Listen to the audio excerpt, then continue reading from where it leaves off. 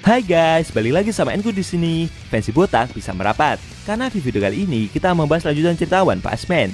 Setelah Saitama yang berlari di atas lautan dengan begitu cepatnya. Karena dia tidak kuat menahan perutnya untuk segera buang air besar di Lockton. Oh ya, cerita ini cuma fanmade aja ya guys. Jadi yang bikin cerita bukan pengarang One Punch Man yang asli, baik mangakawan atau Yusuke Murata. Lebih tepatnya kita akan mereview manga One Punch Man X One Piece chapter keempat yang bersumber dari salah satu channel YouTube, yaitu Alfiza Farhan. Dan buat kalian yang belum lihat review chapter sebelumnya, bisa klik link di deskripsi, atau bisa juga klik link di pojokan atas video ini ya.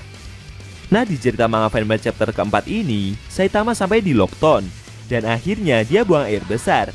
Namun di luar dugaan, Alvida bersama Bagi muncul. Mereka mau balas dendam atas perbuatan yang telah sebelumnya si butak lakukan. Penasaran? Oke, langsung aja kita bahas. Let's go!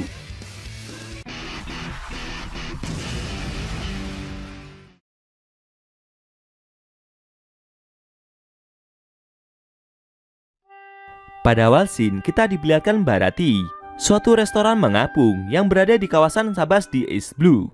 Tiba-tiba restoran tersebut seperti disenggol suatu ombak yang bergerak dengan sangat keras. Bruak!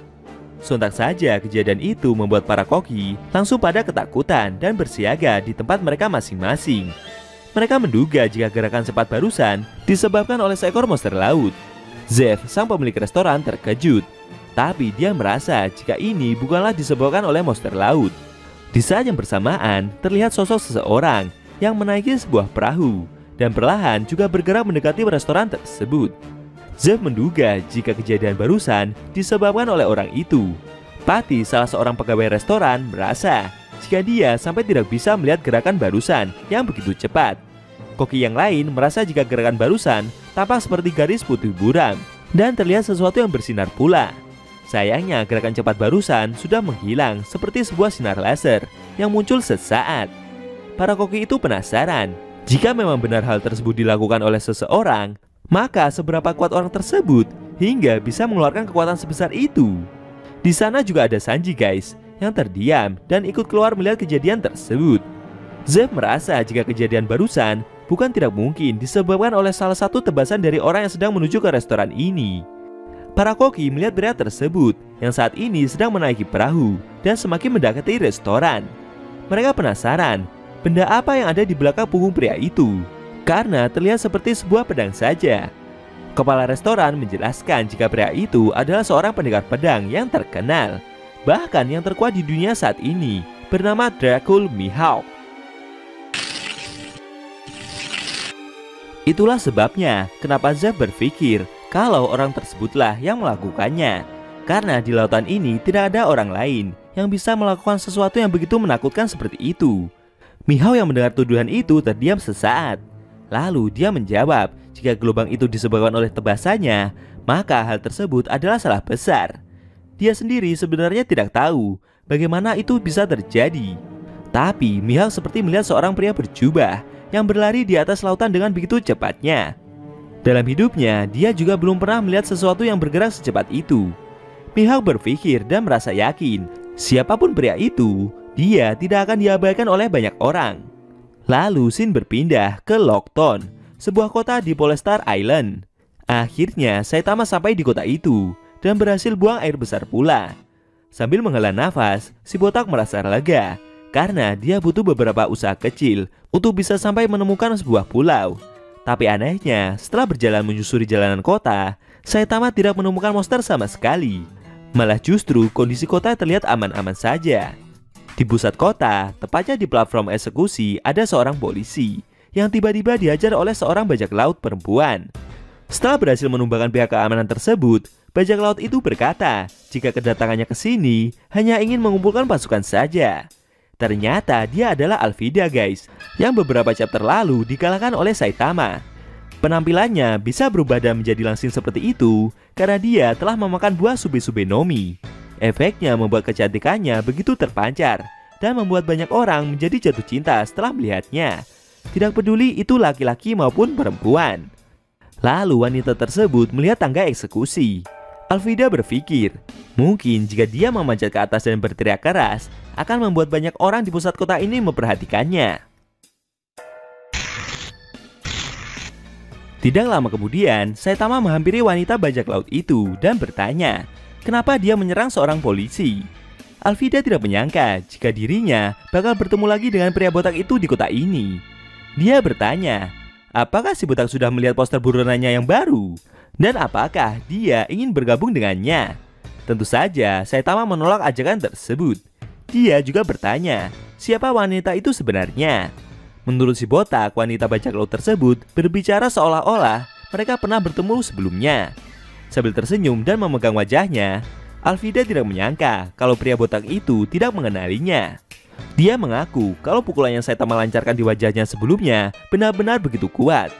Lalu sambil mengangkat kedua tangannya, Alvida bertanya kepada orang-orang yang ada di sekitar, untuk alasan apa mereka semua mengikutinya. Karena bajak laut tersebut sudah dibuai paras cantik, sontak saja mereka semua menjawab kalau itu semua demi kecantikan Nona Alvida seorang. Wanita tersebut berkata jika mulai sekarang tidak ada lagi pria yang bisa menolak kecantikannya. Tapi sebenarnya Alvida tidak peduli dengan orang-orang bodoh ini. Meski begitu, si botak malah menjadi orang pertama yang berhasil memukulnya. Sambil membuka jubahnya, Alvida mengajak Saitama untuk bergabung dan akan dijadikan pasangannya. Alvida juga akan mengizinkan si botak untuk menjadi satu-satunya pria yang duduk di sebelah singgasananya nanti. Menurutnya, tawaran tersebut akan sama-sama menguntungkan mereka berdua.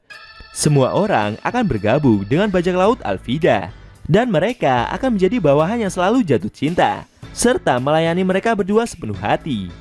Alvida berdalih, meski Saitama nanti tidak terpengaruh oleh kecantikannya, tapi dengan buah iblis Sube-Sube-no-Mi-nya, membuat pukulan yang akan si botak lancarkan nanti, jadi tidak akan berpengaruh lagi.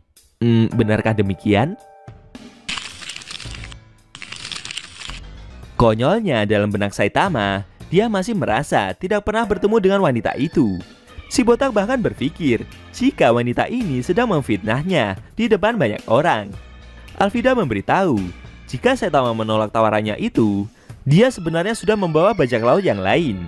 Orang ini bekerja sama dengannya dengan satu alasan yang sama, yaitu menyimpan rasa dendam kepada Saitama.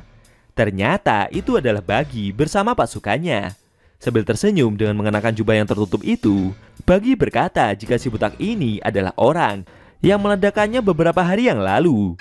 Menurutnya, Saitama telah menyadari kalau buah iblis miliknya Bara-Bara-no-Mi tidak bisa si botak hadapi. Sambil melepaskan jubah bersama para pasukannya, Bagi berkata jika kali ini dia tidak akan dapat dikalahkan oleh trik kotor milik Saitama, seperti halnya di kota Orange tempo hari. Tapi konyolnya, si botak juga nggak ingat sama bajak laut tersebut dan bertanya siapa orang itu sebenarnya. Jelas saja, Bagi langsung emosi berat dan kembali menjelaskan jika dia adalah Bagi si bajak laut. Akhirnya Saitama teringat dengan pria yang berpakaian seperti badut, tapi ngaku-ngaku sebagai bajak laut. Si botak heran, bagaimana bisa badut itu bisa mengejarnya hingga sampai ke kota ini. Bagi yang emosi itu mengaku jika Saitama lah yang membuatnya susah payah mengejar hingga sampai ke sini.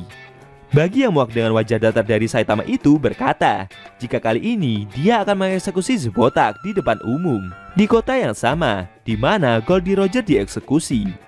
Apa yang akan Saitama lakukan setelah mengetahui dia akan dieksekusi? Apakah dengan kejadian itu nantinya akan mengundang munculnya beberapa karakter lain? Sayang sekali scene cerita manga One Punch Man X One Piece versi fanmade chapter keempat telah berakhir.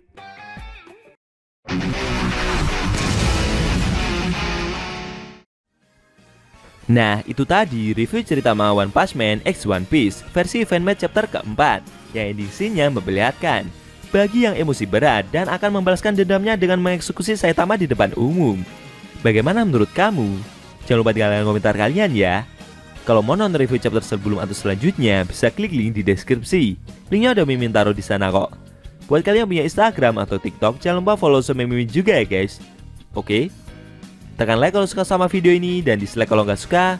Jika ada kata-kata dari Enku yang kurang pas, Enku mohon maaf. Dan sampai bertemu di video review cerita fanmade One Punch Man selanjutnya.